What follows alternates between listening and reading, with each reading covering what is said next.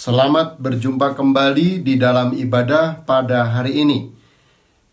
Kami berharap saudara-saudara tetap dalam berkat anugerah Tuhan, sehat, kuat, semangat, dan senantiasa ceria. Sebab kebahagiaan dan damai sejahtera yang dari Bapa kekal di dalam kehidupan kita. Kita bahagia, kita damai bukan karena harta, bukan karena kekayaan, tetapi Roh Kudus menjamin kehidupan kita sehingga kita tetap dalam keadaan damai sejahtera. Jadi apapun yang terjadi, apapun yang sedang menimpa kehidupan kita, mari kita sikapi dengan hati yang penuh bahagia, hati yang penuh damai, sebab kita tidak sendirian, melainkan Tuhan bersama-sama dengan kita.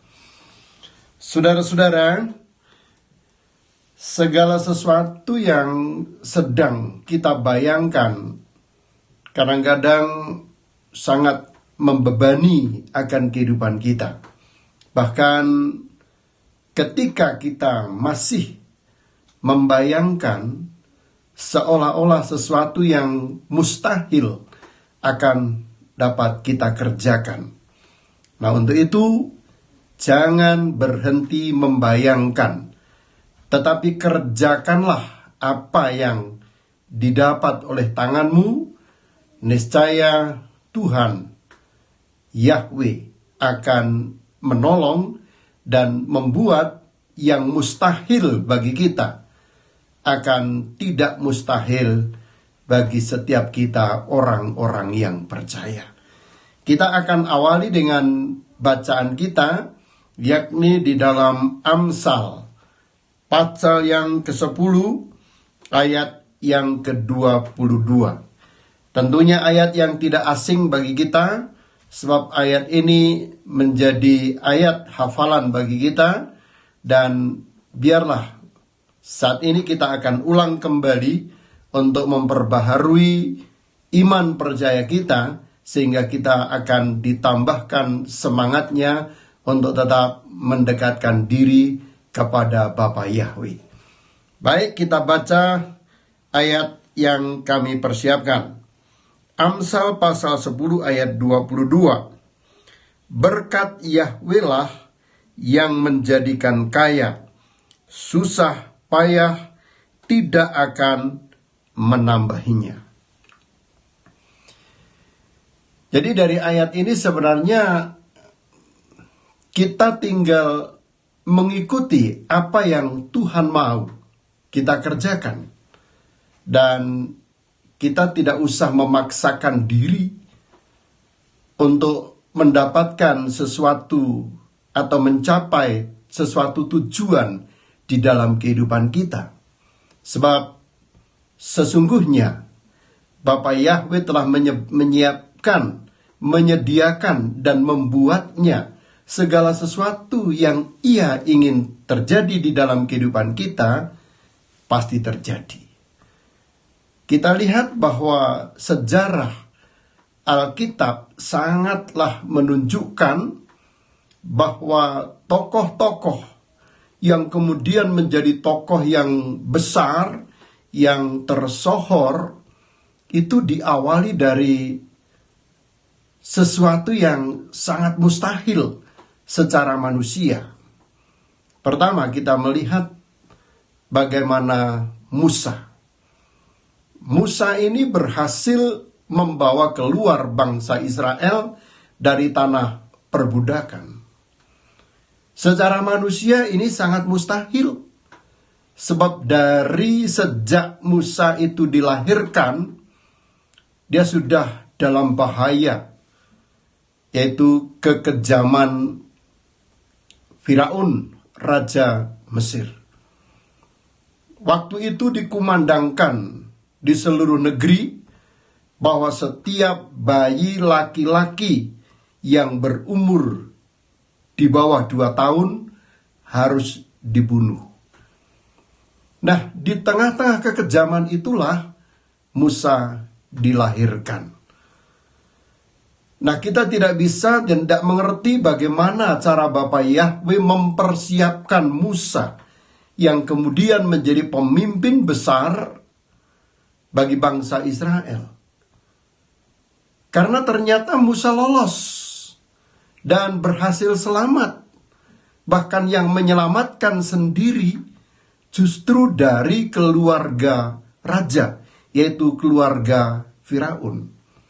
Nah, dari sini kita percaya bahwa kuncinya bukan siapa kita dan apa yang kita persiapkan atau yang kita kerjakan, tetapi letak kunci yang sesungguhnya adalah jika Bapa Yahweh menghendaki, maka semua yang mustahil bagi manusia, bagi kita, sesungguhnya tidak mustahil bagi Bapa Yahweh. Demikian juga tidak akan mustahil bagi setiap orang-orang yang percaya. Nah, di tengah-tengah kehidupannya, di tengah-tengah kepemimpinannya, Musa pun tidak jarang mendapat kritik, ancaman, bahkan gugatan-gugatan dari bangsa Israel itu sendiri. Tetapi kita lihat bahwa pada akhirnya Musa tetap berhasil dan melakukan banyak mujizat karena penyertaan Bapa Yahweh di dalam kehidupannya. Nah, yang kedua, Daud misalnya. Sebelum Daud itu menjadi pembesar atau menjadi raja yang kemudian membawanya Daud ke istana di tengah-tengah bangsa Israel, ini sesuatu yang mustahil. Dia hanya dari seorang gembala, anak kecil yang tidak diperhitungkan, bahkan tidak diperdulikan oleh keluarganya, oleh kakak-kakaknya. Tetapi ternyata di balik apa yang dialami oleh Daud, ada campur tangan Bapa Yahweh di dalamnya, sehingga yang mustahil, yang aneh, yang tidak mungkin secara manusia, kemudian terjadi atas kehidupan Daud. Yusuf juga hanya dari keluarga kecil. Dia dibenci oleh saudara-saudaranya. Bahkan berulang kali saudara-saudaranya mencoba untuk membunuh, bahkan mencelakakan kehidupan Yusuf. Tetapi akhirnya Yusuf menjadi pembesar di negeri Mesir, di mana melalui Yusuf negeri Mesir terjaga kelestariannya, sebab masyarakatnya, rakyat negeri itu kemudian beroleh makanan, beroleh kehidupan, bukan saja penduduk negeri Mesir, tetapi kaum keluarga Yusuf, termasuk orang tuanya, saudara-saudaranya, semua mendapat makan oleh karena buah pemikiran dari Yusuf itu. Nah, saudara-saudara, di sini bahwa yang menjadi kunci bukan siapa kita dan seberapa modal serta usaha kita, tetapi seberapa keterlibatan Bapa Yahweh di dalam kehidupan kita. Itulah yang akan menjadi kunci. Barangkali ada baiknya kita akan membaca Kitab Kejadian pasal yang ke-18 ayat 10 sampai ayat yang ke-14. Saya baca, demikianlah firman Tuhan. Dan firman-Nya, sesungguhnya aku akan kembali tahun depan mendapatkan engkau. Pada waktu itulah Sarah, istrimu, akan mempunyai seorang anak laki-laki.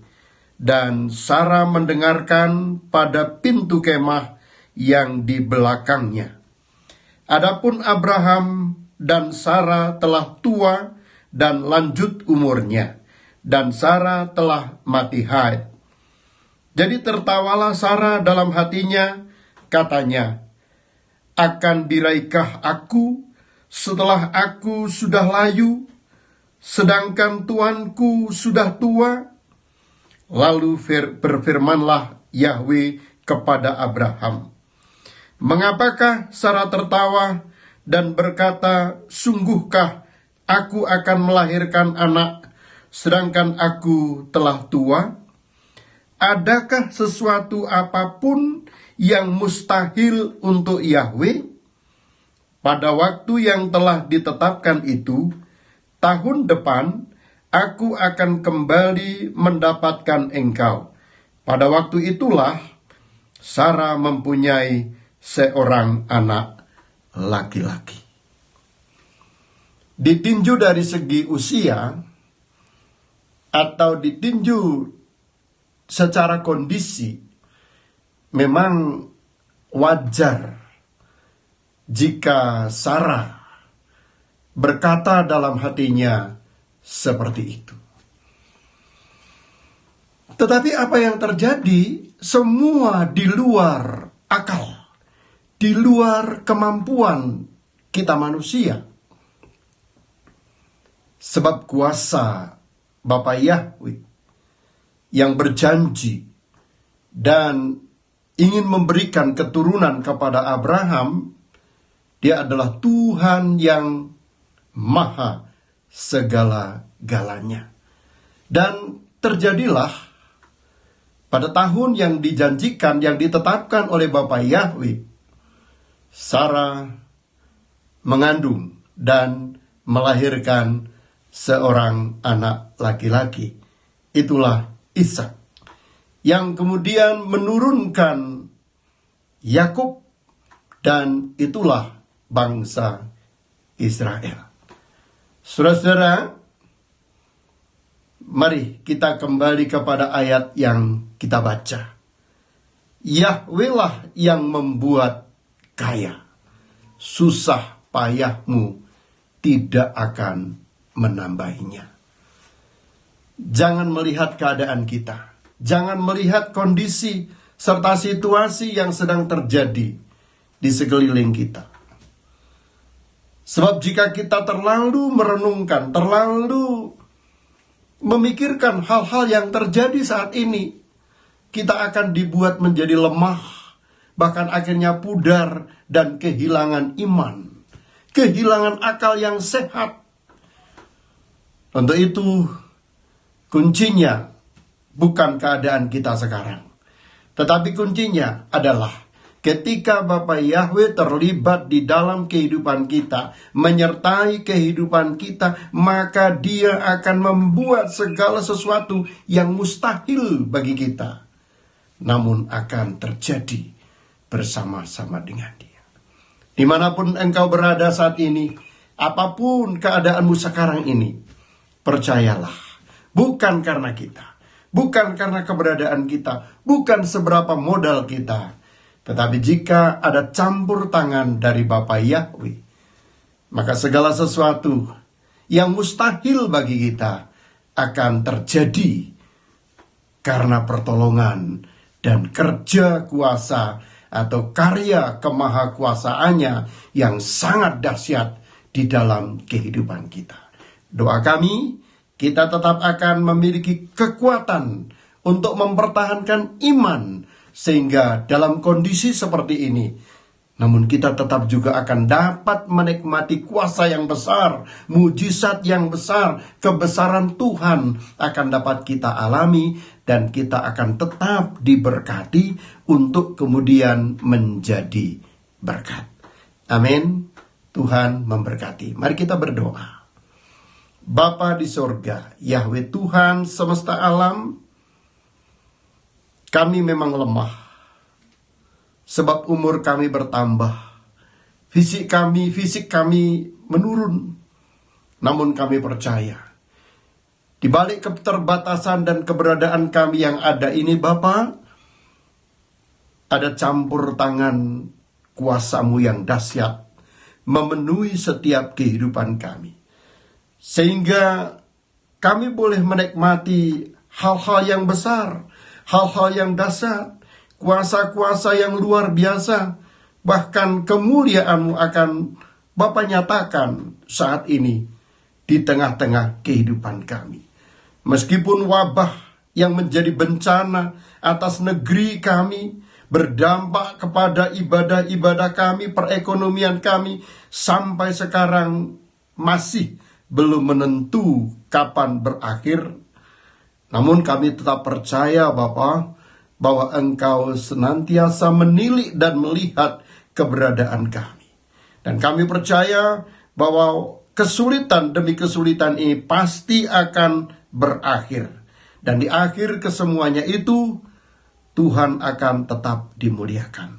Untuk itu Bapa, biarlah kami senantiasa mengerjakan sesuatu yang baik dengan tujuan nama-Mu dipermuliakan.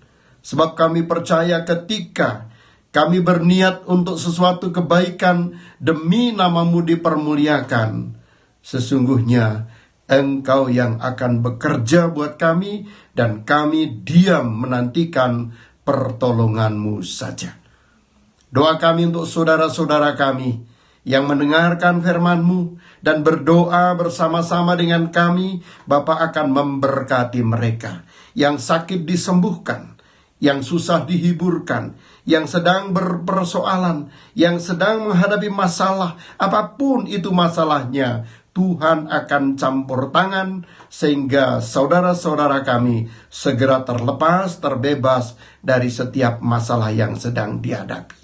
Terima kasih Bapa, kami percaya kasih setia-Mu senantiasa memenuhi kehidupan kami dan melingkupi kehidupan kami sampai selama-lamanya. Di dalam nama Yesua, Tuhan dan Raja kami berdoa dan mengucapkan syukur. Haleluya. Amin.